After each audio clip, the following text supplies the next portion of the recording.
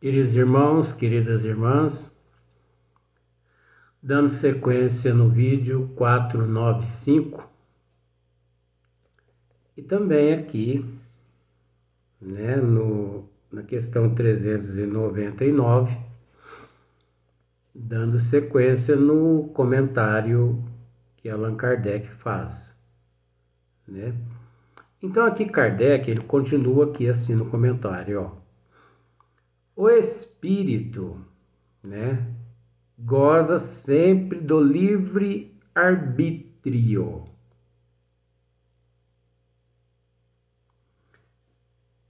Isso aqui é relativo, é? Espera lá. Em virtude dessa liberdade é que escolhe, quando desencarnado, as provas da vida corporal e que, quando encarnado, decide fazer ou não uma coisa e procede à escolha entre o bem e o mal. Negar ao homem o livre-arbítrio fora reduzi-lo à condição de máquina. Fora reduzi-lo à condição de um robô, né? Só que nós temos que entender uma coisa. Isso aqui é uma pegadinha. Por que é uma pegadinha? Isso aqui tem essa colocação de Allan Kardec aqui, ela tem sentido duplo. Eu não sei se você já parou para analisar. Porque nós, numa pergunta no Livro dos Espíritos, não me vem agora qual a questão, mas mais ou menos assim. Kardec interroga os bons espíritos. Exerce alguma influência os espíritos em nossas vidas? Não só exerce, como são eles que vos dirigem. Olha só para você ver. Então, se são os espíritos que nos dirigem, isso significa que nós não somos detentores do livre arbítrio. Nós não somos detentores só do livre arbítrio. Nestas condições, nós somos detentores do livre arbítrio relativo. Por que relativo? Porque nós ali, uma hora nos encontramos sob a influência de um menos esclarecido, outra hora sob a influência de um mais esclarecido, espírito. Então nós precisamos ficar atentos a essas questões. E as pessoas apenas, porque Allan Kardec aqui deixou escrito, as pessoas batem o martelo e pronto, e não raciocina. Livre arbítrio, livre arbítrio vem de livre, né? Livre, você tem o direito das suas atitudes, você entendeu? Livre, você está livre para fazer o que você quiser. Você está livre para tomar a decisão que você quiser.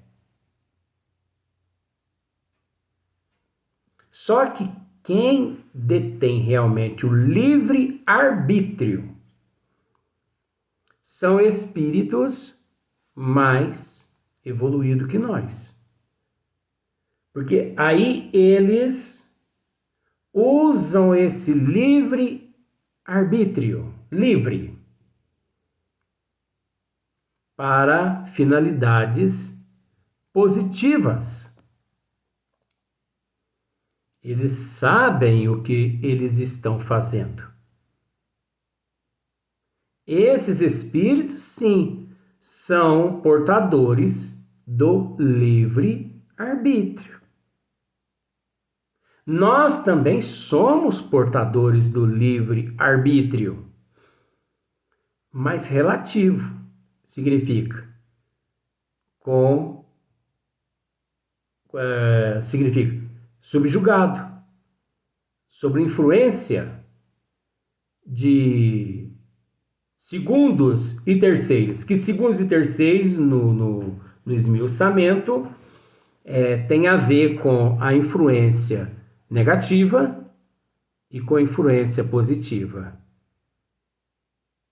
Então existe uma influência sobre você, uma influência te dizendo assim: vá a tal lugar. Não vá a tal lugar. Vá. Não vá. O dia que não existir essa influência, vá ou não vá, de segundos e terceiros, e que essa atitude passar a ser exclusivamente sua, entendeu? Você quem tomou aquela atitude de ir e de não ir, sem que ninguém interferisse, aí é o livre-arbítrio. Caso contrário, é o relativo. Nós somos detentores do livre-arbítrio relativo. Professor Eurípides Bezerra de Menezes, esses espíritos assim, Sheila, Meimei, esses são detentores do livre-arbítrio. Eu acredito que essa denominação, esse conceito de livre-arbítrio, eles nem possuem mais. De tão consciente, de tão assim livres por se encontrarem, das atitudes, dos atos, dos comportamentos, da personalidade, da responsabilidade, do caráter, da moral. Então, aqueles que não possuem estas virtudes tem que ser o relativo. Tem que existir a influência. Se o indivíduo no corpo físico, ele opta pela lei do amor, ele vai ter o relativo, que é a influência daqueles espíritos bons que lhe auxilia, lhe intuindo, lhe inspirando, lhe aconselhando. Você entendeu? Se ele não opta pelo amor, ele opta pelo mal, vamos pensar assim. Ele tem ali o auxílio, né? Ele tem ali o auxílio relativo daquelas influências, daquelas inspirações, daquelas intuições, daquele comando, daqueles negativos. Aí você me diz assim, mas por que que isso não é esclarecido no Livro dos Espíritos? Ora, mas é esclarecido. Só que nós é que temos que tirar o livre, nós é que temos que tirar o véu da letra. Nós é que temos que separar o joio do trigo. E veja também, o espírito goza sempre do livre-arbítrio. Goza sempre do livre-arbítrio. em virtude dessa liberdade, Você está entendendo? Com relação a essa virtude dessa liberdade, é que escolhe, quando desencarnado, as provas, né? É que escolhe, não são todos os espíritos que escolhem. Mas vamos lá. Quando desencarnado, as provas da vida corporal e que, quando encarnado, decide fazer ou não uma coisa e procede à escolha entre o bem e o mal. Então, olha só para você ver. Decide fazer ou não uma coisa e procede à escolha entre o bem e o mal. Negar ao homem o livre arbítrio fora reduzi-lo à condição de máquina. Agora você entendeu aqui? Negar ao homem. Por que Kardec não disse aqui negar a alma? Você viu só? Vamos voltar. Eu bato na tecla até cansar. Por que Kardec começou com o espírito e quase termina, negar ao homem o livre-arbítrio for reduzi-lo à condição de máquina? O homem.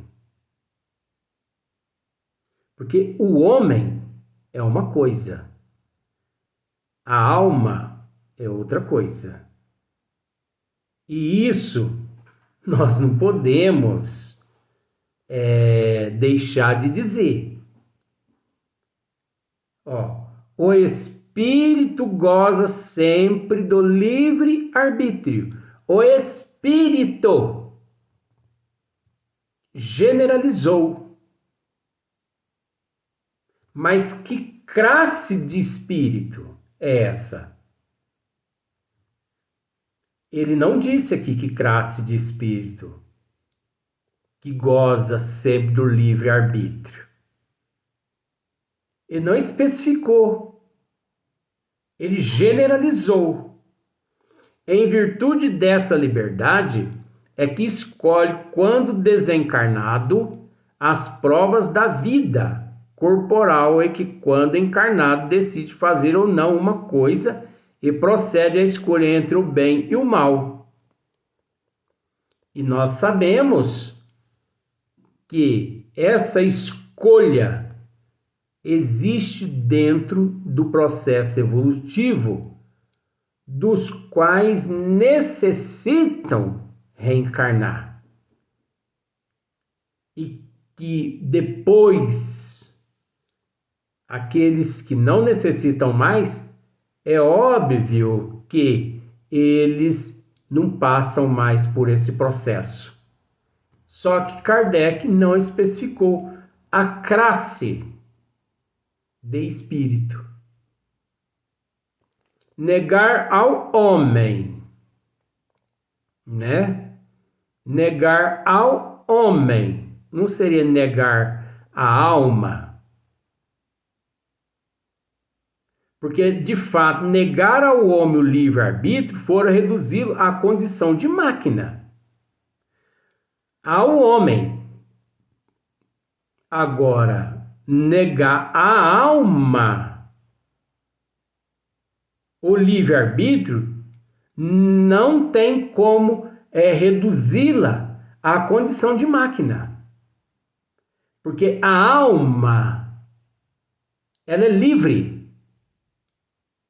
Limitado de alguma certa forma, mas ela é mais ilimitada do que o corpo físico.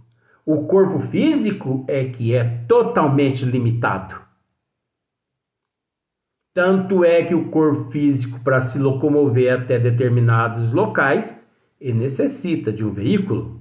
de um avião, de um carro. A alma não.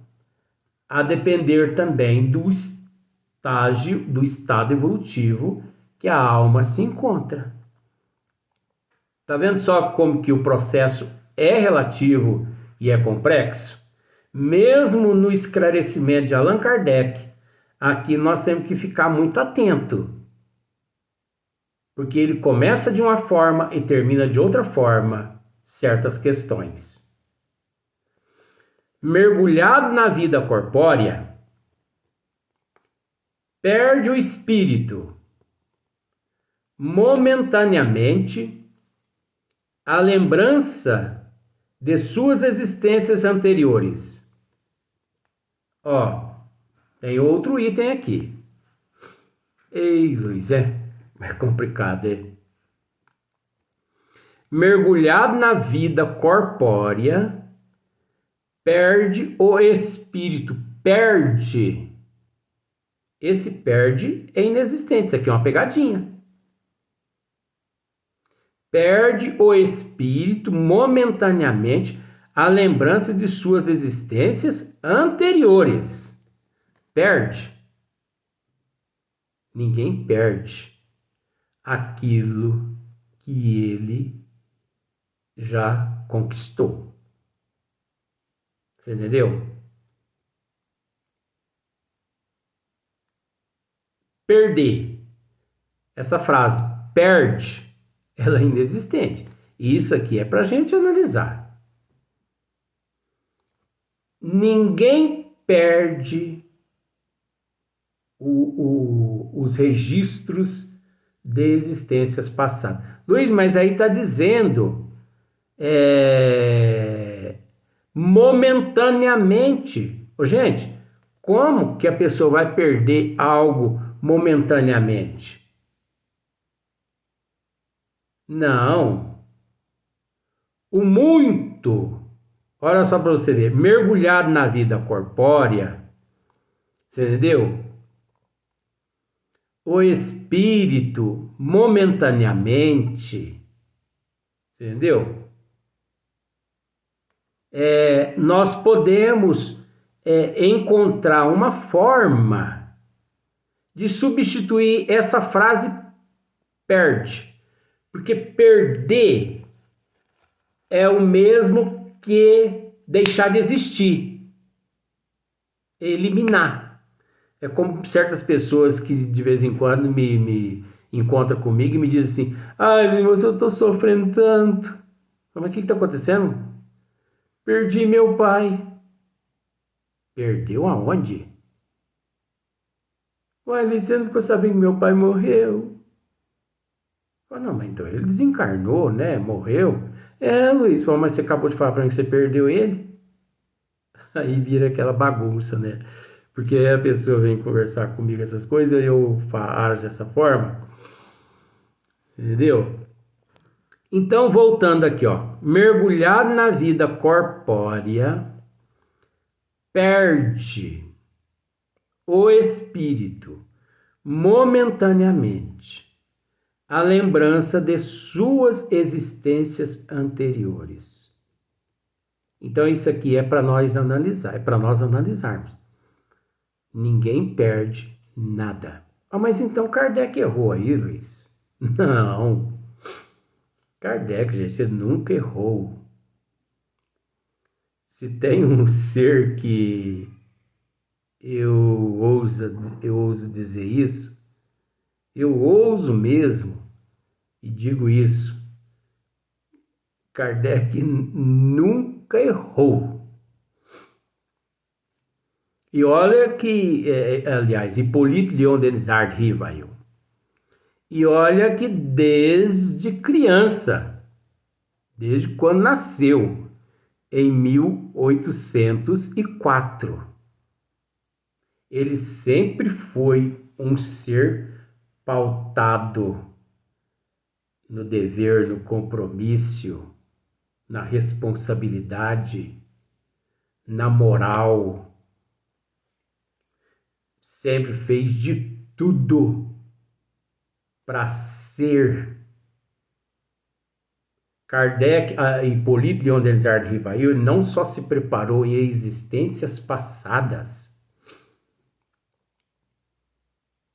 como também ele se preparou desde o dia em que nasceu, em 1804, até os seus 54 anos de idade, para depois começar a codificação da doutrina dos espíritos. Então isso aqui, gente, essa frase é para nos testar. Porque a doutrina dos espíritos, ela nos esclarece que tudo que nós amealhamos fica registrado nos nossos registros, nos nossos arquétipos, e que, em momento algum, nós os perdemos. O muito que pode acontecer é que esses registros de existências passadas, durante o período reencarnatório, ele permanece num estado letárgico. Vamos substituir esse perde por letárgico, porque letárgico tem como você acordá-lo. Letárgico tem como você acordá-lo. Letárgico é como um paciente que, submetido a uma anestesia para ser operado, durante o período da cirurgia, ele encontra-se anestesiado. Ele encontra-se no estado letárgico, adormecido. Pode substituir também esse perde aqui por adormecido. Esses arquivos, esses registros permanecem, né? Adormecidos. Esses arquivos, esses registros do passado, das existências passadas, eles permanecem momentaneamente adormecidos. Eu só estou querendo dizer para você que o termo perde, como Kardec aqui inseriu, é um teste. Ele não errou. Ele colocou aqui para ver quem iria comer gato por lebre. Porque eu não posso aderir a esse termo. Aqui eu ajo imparcial.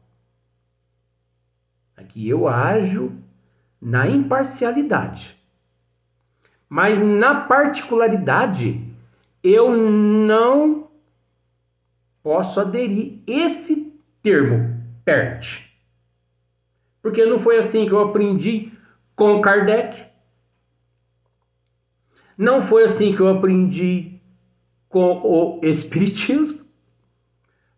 Se aqui ele colocou perde, é para nos testar. Agora, ele não vai me testar, não. Você vai me desculpar. Kardec aqui ele não me pega. Você entendeu? Não sei se você está conseguindo entender. Perde, vem de perder. Nunca mais você consegue rever. Isso não existe. Uma vez que você amealhou Está tudo registrado nos teus arquivos. Tudo. Entendeu? Então nós vamos dar sequência no próximo vídeo. Mas tem coisas ainda aqui ainda para a gente tratar. Eu ainda vou voltar ainda novamente nesse assunto no próximo vídeo, mas vou dar sequência, prometo.